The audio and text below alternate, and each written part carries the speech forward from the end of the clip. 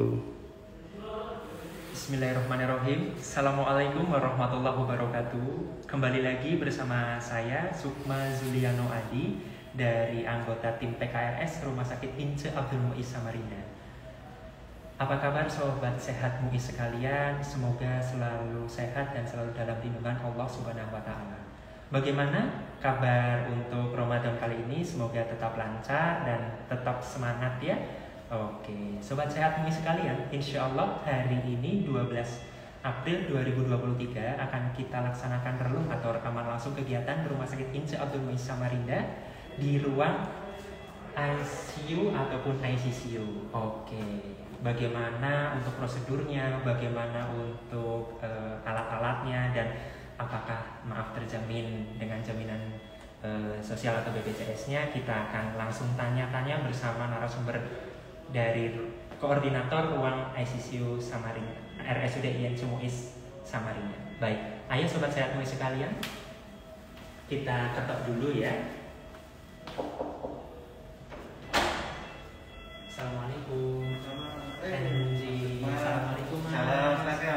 Mohon izin sebelumnya kami dari tim PKRS Rumah Sakit Ince Abdul Muiz Samarinda izin akan melaksanakan rekaman kegiatan langsung di ruang ICCU maupun di ruang ICCU tersebut. Siap. Sebelumnya boleh perkenalkan diri kepada sobat sehat sekalian. Ya, selamat siang sahabat Muiz.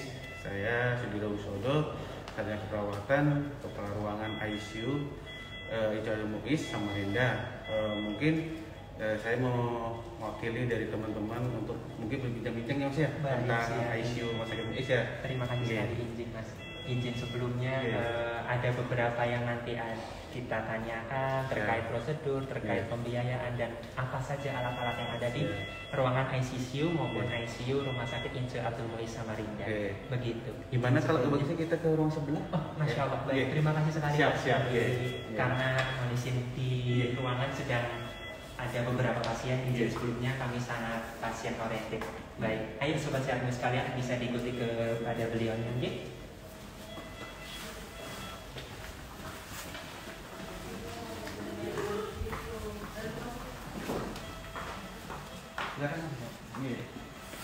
Assalamualaikum.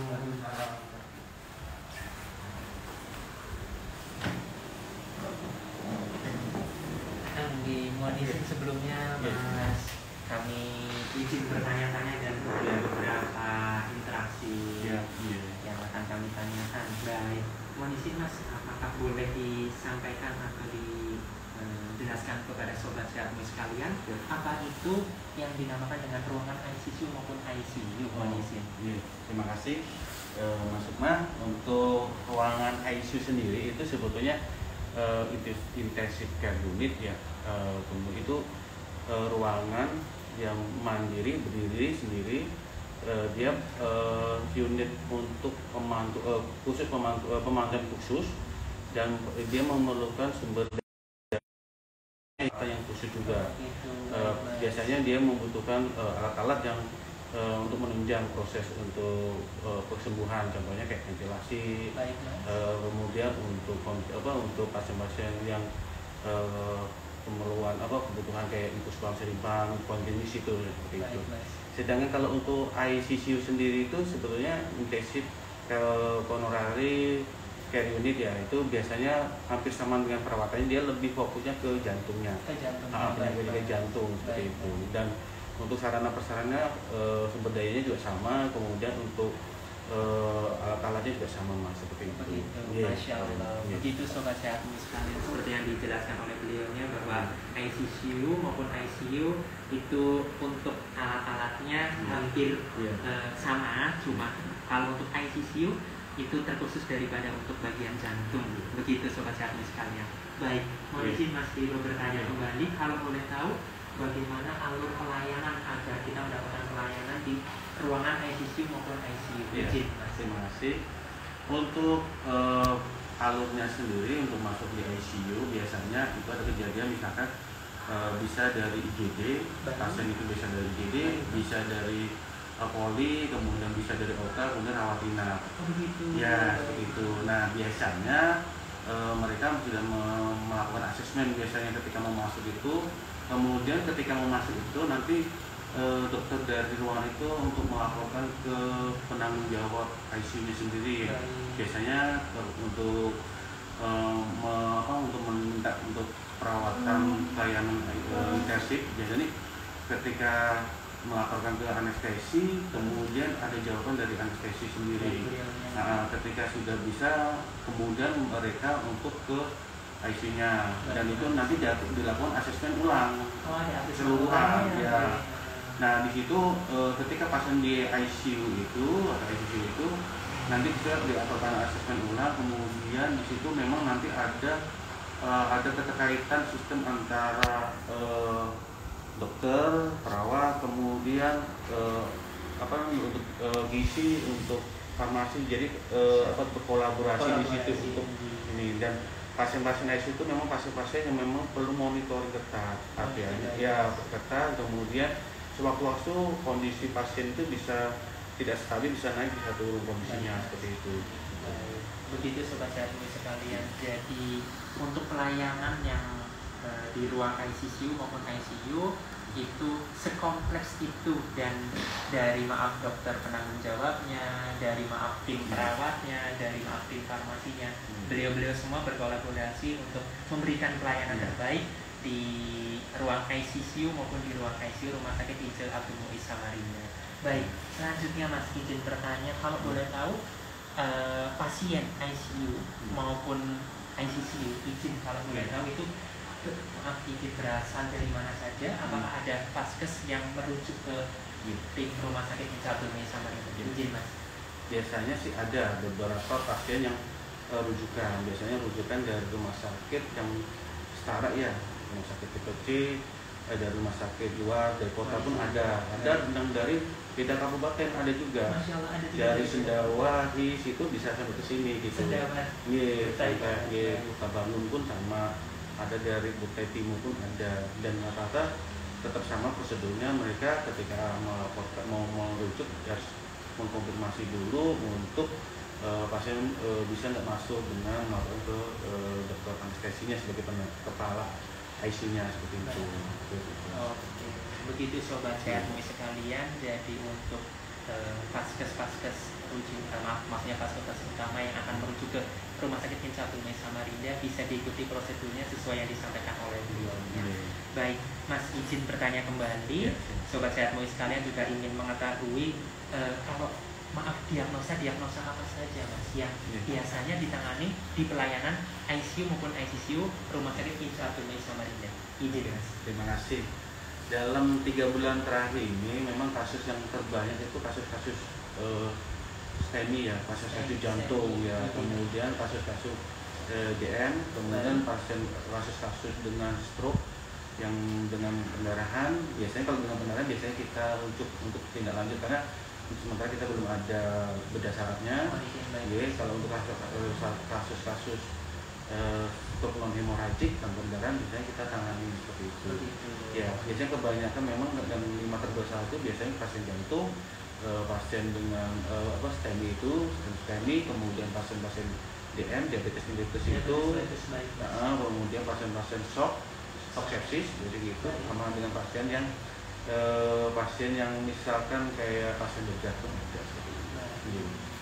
Begitu sobat sehat sekalian, jadi ada beberapa keluhan atau mungkin diagnosa dari dokter spesialis maupun dokter penanggung jawabnya seperti yang disampaikan oleh Mas Biro yang di awal tadi. Baik, mohon izin sebelumnya Mas izin bertanya lagi, kalau boleh tahu berapa dokter spesialis yang menangani di ruang ICU maupun ICU Rumah Sakit Ince Abdul Muiz Samarinda Mas? Kalau secara untuk anestesi kita punya 3. Tapi di ICU kita ini kan kepala ICU-nya itu konsultan sudah, dokter Cecep. Jadi alhamdulillah kita punya konsultan untuk anestesi. Kemudian kalau untuk jantung kita ada 2 dokter jantung, dan di luar itu juga kita punya dokter penyakit dalam. Nah, sistem ICU itu sistemnya open close. Jadi dokter itu bisa merawat, dokter GPJP bisa merawat di ruangan itu, ICU itu ya. Jadi ketika pasien memang dari ruangan dia pindah, dan dia bisa bisa merawat pasien itu sampai di ICU pun. Itu sistem. Kalau kita ini kan semi close, kalau close kan harus anestesi intensif yang betul yang full dia di ICU yang merawat. Tapi kalau ini kita semi close, jadi pasien-pasien yang merawat itu boleh dari BPJ yang masuk. Begitu sobat sehat sekalian, seperti yang disampaikan oleh kepala ruang ICU maupun ICU Rumah Sakit Insiatul Samarinda, kami Insiatul Samarinda menggunakan sistem semi close dari DPJP yang beliau merawat juga insya Allah bisa melaksanakan pelayanannya di ICU maupun ICU Rumah Sakit Insiatul Samarinda. Baik, kalau boleh tahu sobat sehat sekalian juga ingin mengetahui berapa total atau kapasitas mas daripada ruangan ICU maupun ICU Insiatul Samarinda? Untuk total kapasitasnya sebetulnya ada sekitar 10 bed ya sebetulnya. 10 bed. Nah, ini kan sambil proses dengan penambahan tenaga perawat juga. Baik, nah, selain itu juga sama fasilitas dan sarana nanti yang kita perlu tambahin lagi seperti itu. Baik. Jadi untuk sementara ini sekitar 10 bed. Itu perhitungannya 10% dari kapasitas tempat tidur rumah sakit yang ada di rumah sakit Muis. Itu. Mohon izin mas, kalau boleh tahu berapa total perawat tim yang melayani di ruangan ICU maupun ICU? Sobat sehat sekalian ingin mengetahuinya. Untuk jumlah sendiri ya, untuk jumlah total untuk perawat ICU sendiri. Baik. Itu semuanya ada 22. Ada kepala ruangan dan di situ juga termasuk kepala ruangan sama wakil kepala ruangan. Nah, yang kan tadi udah dijelasin bahwa ICU itu perlu sumber daya manusia yang khusus ya. Nah, di situ makanya orang-orang yang di ICU itu dia harus wajib untuk ikut pelatihan ICU dasar, itu syaratnya sebetulnya. Untuk kategorinya juga itu masuk ke kriteria untuk tipe rumah sakit tipe C atau tipe B atau tipe A. Nah, kita sebetulnya sudah syaratnya sudah 50%, 52% pelatihan. Nah, kedepannya mungkin di bulan Juni itu kita akan mengirim lagi 6. Jadi harapannya kita 76%. Jadi seandainya kita pun harus mengikuti tipe B atau tipe A, kalau syarat untuk sumber dayanya sudah cukup. Minimal kalau tersiap kan tipe A, dia harus 75%. Kalau tipe B itu 50% untuk pelatihan. Ya, kalau tipe A dia cukup BPJS, HCLS itu cukup. Jadi kita sudah memenuhi syarat sih sebetulnya. Dengan ditunjang dengan prasarana yang ada kita yang ada seperti itu. Begitu sobat sehat sekalian, jadi jangan ragukan pelayanan ICU maupun ICU di Rumah Sakit Insiatul Samarinda. Insya Allah seperti yang disampaikan beliaunya, tim perawat yang menangani, apalagi dokter BPJP, dokter spesialis anestesinya, insya Allah beliau sudah berkompeten di bidang ICU ataupun ICU Rumah Sakit Insiatul Samarinda. Bukan begitu? Betul. Apalagi mungkin dokter konsulen untuk anestesi itu mungkin konsulen bisa baru dia. Jadi baru KIC-nya ya. Kalau anestesi spesialnya KIC. Jadi konsulen tuh mungkin menurut saya yang ada itu ya di Samarinda dokter CSF itu yang ada. Baik. Oke. Baik Mas, izin bertanya kembali. Kalau pembiayaan di ruangan ICU maupun ICU Rumah Sakit Insiatul Samarinda apakah tertanggung juga dengan jaminan sosial BPJS? Izin Mas. Kalau untuk selama ini untuk persentase ya kita hitung persentase itu hampir 80-90% itu BPJS. Hampir 80-90% itu pasien BPJS dan itu pure tanpa biaya sebetulnya. Jadi mau dia mau kelas 3 mau masuk ICU, kelas 1 tetap tidak ada perbedaan perlakuan mau ini kelas 1 atau ini VIP sama. Selama itu kan dengan menggunakan misalkan kayak farmasi atau obatan sesuai dengan formularium tetap kita laksanakan tanpa dipungut biaya. Dan untuk perlakuannya sama, tidak membeda-bedakan antara kelas 1, kelas 2, 3 atau saudara sama. Oke, begitu sobat sehatmu sekalian. Jadi sekali lagi saya garis bawahi dan kalau boleh itu dibuat bahasanya ya, itu insya Allah kami di Rumah Sakit Insiatul Samarinda semua unit apalagi ruangan-ruangan kita tidak pernah membedakan maaf sekali strata maupun ras begitu. Baik Mas izin, tadi itu kita ingin mengulik lebih dalam kriteria-kriteria apa saja yang diperbolehkan untuk masuk ke ruang ICU maupun ICU. Siap. Untuk kriteria itu untuk prioritasnya itu ada prioritas 1 ya biasanya. Tapi nanti kembali tetap kita melapor ke dokter anestesi konsulan tadi itu. Nah nanti dia memprioritaskan masuk ke kriteria mana. Nah, kalau misalkan kriteria prioritas 1 yang diutamakan nomor 1 misalkan, dia biasanya pasien-pasien kritis, kondisi tidak stabil, dia memerlukan tindakan pasif misalkan dengan misalnya menggunakan alat-alat ventilasi, misalnya ventilator itu, nah itu diutamakan. Bisa ventilasi, kemudian ada penggunaan continuous misalkan sebagai obat-obatan vasoaktif gitu, jadi obat-obatan jantung yang kalau di ICU kan kayak model kayak obat itu sirimpam yang dia nggak dia terus menerus gitu sampai 24 jam. Nah kasus-kasus ini biasanya kasus-kasus kayak detak jantung, kemudian kasus-kasus shock sepsis berat itu. Nah kemudian kalau untuk prioritas kedua ini pasien-pasien yang memerlukan pemantauan yang lebih canggih lah bahasanya seperti itu. Nah itu seperti kasus-kasus kayak gagal ginjal. Nah kedepannya nanti saya rencana membuat untuk pasien-pasien gagal ginjal itu untuk hadirnya di ICU-nya. Kedepannya nanti saya bikin di isolasinya situ, tempat yang tertutup itu, akhirnya supaya nanti kalau ada pasien-pasien yang memang dia perlu pasien penurunan kesadaran, pasien itu kemudian dia perlu hadir, jadi nggak perlu lagi dibawa ke HRD pasien-pasien biasa gitu. Karena selain itu nanti mempengaruhi psikologis pasien-pasien HD yang bagus, juga nanti ketika ada apa-apa itu yang bermasalah. Nah kita buka di ICU itu rencananya ini lagi proses, kemudian tahun ini bisa berjalan. Nah itu dia nanti modelnya tertutup. Memang nanti perawat HD yang datang ke kita. Ketika ada tindakan-tindakan emergensi yang memang orang perawat ICU datang, jadi perawat HD nanti mundur sedikit, kita yang maju untuk melakukan tindakan itu. Misalnya melakukan tindakan yang memang siapa tuh perlu support, misalkan ventilasi, intubasi apa, nanti perawat ICU yang sama dokter ICU yang untuk melakukan seperti itu. Nah kemudian yang kategori 3 ini sebetulnya pasien-pasien yang memang dia pasien kritis, pasien aktif, pasien tidak stabil, tapi dia ketika tidak dilakukan tindakan monitoring itu resikonya akan buruk gitu. Nah pasien-pasien ini biasanya pasien-pasien yang seperti untuk kesembuhannya kecil, ya misalnya kayak pasien metastase, itu seperti itu.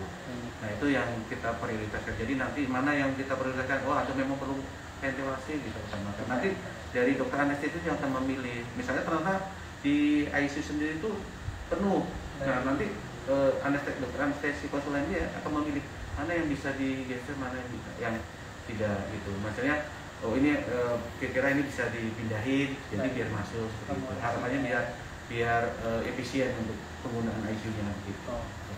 Begitu sobat Syahmi sekalian, jadi ada prioritas 1, 2, dan 3 seperti yang beliau sampaikan. Jadi kita sekali lagi akan menggunakan grading, menggunakan mana klasifikasi yang kita akan prioritaskan dan sesuai daripada rujukan tim atau dokter spesialis anestesi selaku kepala instalasi ruang ICU maupun ruang ICU Rumah Sakit Insinyur Abdul Muiz Samarinda. Baik, sobat Syahmi sekalian, ingin juga tahu kalau alat-alat apa saja yang ada di ruangan ICU maupun ICU Rumah Sakit Insinyur Abdul Muiz Samarinda dan apa saja alat yang diunggulkan? Mas. Mungkin kita bisa ke sebelah ya. Masya Allah. Oke. Begitu sobat Syahmi sekalian, alhamdulillah kita diberi kesempatan oleh beliaunya untuk bisa melihat langsung apa saja alat-alat yang diunggulkan dan apa saja alat-alat yang ada di Rumah Sakit Insinyur Abdul Muiz Samarinda. Ayo sobat Syahmi sekalian. Terima kasih Mas.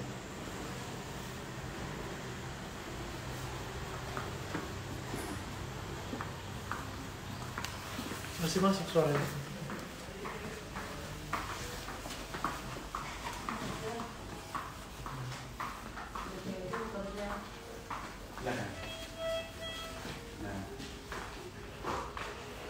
Oke, sobat Syahmi sekalian, seperti yang tadi dijanjikan beliaunya, insya Allah kita akan dikenalkan atau secara awamnya izin akan disampaikan alat-alat apa saja yang ada di ruangan ICU maupun ICU Rumah Sakit Insinyur Abdul Muiz Samarinda. Oke, mohon izin Mas. Ya, terima kasih Mas Sukma. Ya, mungkin di IC itu hukumnya wajib ya kita punya alat namanya ventilator. Ini namanya ventilator. Ini hanya sebagian aja. Sebetulnya kita punya 14 sih sebetulnya. 14 ventilator. Nah mungkin ada beberapa yang mungkin ada perbaikan. Mungkin spare partnya semuanya. Tapi itu sudah proses untuk pengajuan. Nah ventilator itu kita punya ada empat merek ya mungkin ya. Mungkin di situ ada Draeger, kemudian ada Minray, kemudian ada Hamilton, kemudian ada Bella Vista. Baik, Mas. Ya di situ dengan kalau saya bilang ini ventilator canggih karena dia bisa membackup untuk dewasa, anak dan untuk bayi.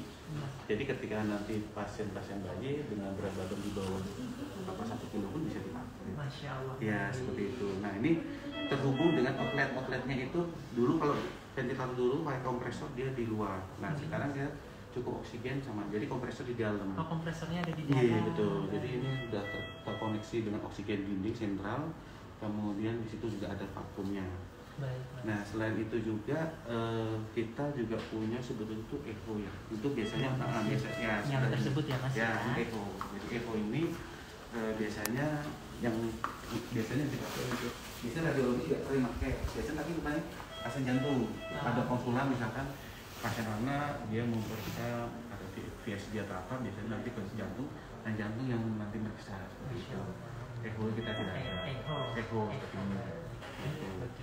Kemudian yang selain itu kita punya infus pump, syringe pump. Infus pump itu misalkan untuk alat yang mengukur tetesan cairan waktu infus.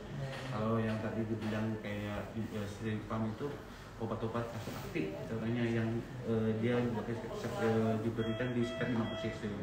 Nah itu maintenance 24 jam jadi dia rutin dia gitu tidak boleh lepas tergantung nanti terapi dokter.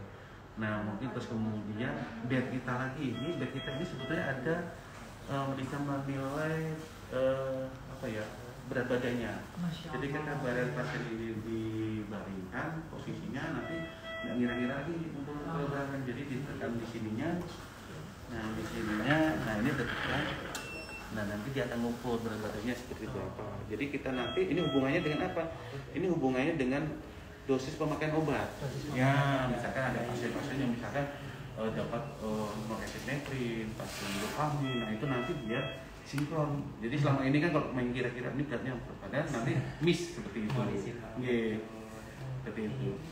Begitu sobat sehat MUI sekalian, Masya Allah, Insya Allah lengkap sekali seperti yang tadi disampaikan dari beliaunya. Ada ventilator, ada mohon izin maaf echo, lalu maaf ini bednya pun khusus, jadi kita bisa melihat berapa kilogram atau berat badan dari pasien agar sekali lagi obat atau dosis yang diinjeksikan mungkin atau dikonsumsi oleh pasien terkontrol dengan baik. Begitu. Selain itu kan ada monitor. Monitor itu sebetulnya ada beberapa parameter. Basicnya sih 5 parameter. Nah dia masing-masing monitor itu nanti tersinkron satu di sentral di stationnya itu. Nah seperti di station izin maaf. Yes, itu. Jadi nanti ketika pasiennya di sana kita bisa memantau juga di situ. Monitornya di situ. Jadi nanti pasien-pasien itu kelihatan apa jadi nanti biar cepat untuk tindakannya seperti itu. Masya Allah begitu. Yeah. Baik, begitu sobat sehat MUI sekalian, seperti yang disampaikan kepala ruang ICU maupun ICU RSUD Abdul Muiz Samarinda. Insya Allah kami melaksanakan sesuai protokol sesuai SOP kita juga di ruang ICU maupun ICU Samarinda. Oh iya Mas, satu lagi, mungkin ada pesan untuk sobat sehat MUI sekalian untuk ini mungkin untuk kesehatan daripada yang sedang menonton di rumah atau sedang live. Izin Mas. Terima kasih. Mungkin kepada teman-teman sobat MUI harapannya kita mungkin pergunakanlah waktu sebaik-baiknya pada umur muda ya. Jangan dipergunakan untuk hal-hal yang misalnya waktu muda hal-hal yang nggak penting, misalkan merokok. Ya seperti itu. Ketika masih muda kan merokok itu terlalu kayak bahasanya seperti nggak maco, padahal itu salah sebetulnya. Karena nanti dampaknya apa? ketika nanti tua akhirnya nanti masuk ke ICU-nya karena tadi itu yang kasus-kasus jantung ini karena pola hidup waktu mudanya nggak bagus ya kan, kemudian gaya hidupnya nggak bagus, makan nggak kontrol, olahraganya kurang, nah itu yang penting. Nah harapannya ketika muda itu pergunakanlah mungkin olahraga, cari waktu yang bagus, yang bermanfaat. Nah tapi yang kalau misalkan nanti kalau kedepannya itu tidak terkontrol, misalnya tadi pola makan apapun, olahraga kurang, nah takutnya seperti itu. Nanti itu kan sebetulnya akumulasi ketika dewasa baru nanti tuanya. Nah seperti itu. Harapannya seperti itu, jaga pola makan, gaya hidup, kemudian banyak olahraga. Baik. Begitu sobat sehatmu sekalian, alhamdulillah kami tim PKRS RSUD INCE Abdul Samarinda sangat diberi waktu, sangat diberi kesempatan untuk melihat-lihat bagaimana kegiatan langsung yang sedang dilaksanakan oleh tim ICU maupun ICU RSUD INCE Abdul Samarinda. Begitu Mas, insya Allah cukup. Terima kasih sekali untuk waktunya. Mohon maaf mengganggu siang-siang seperti ini. Tidak apa-apa. Baik, begitu sobat sehatmu sekalian. Saya selaku host di sini Sukma Zuliano Adi dan beliaunya kepala ruang ICU maupun ICCU RSUD INCE Abdul Samarinda. Kami mengucapkan selamat Ramadan, tetap semangat ya Mas ya untuk 10 hari terakhir ini. Jadi begitu, saya selaku host Sukma Zuliano Adi, sekiranya ada banyak kesalahan, saya meminta maaf dan mohon maaf, minta ridhonya juga. Insya Allah ke depan kita akan bertemu kembali di relung episode-episode selanjutnya. Sekiranya kami ada kesalahan, kami mohon maaf. Billahi taufik wal hidayah. Wassalamualaikum warahmatullahi wabarakatuh. Terima kasih sekali Mas. Terima kasih banyak.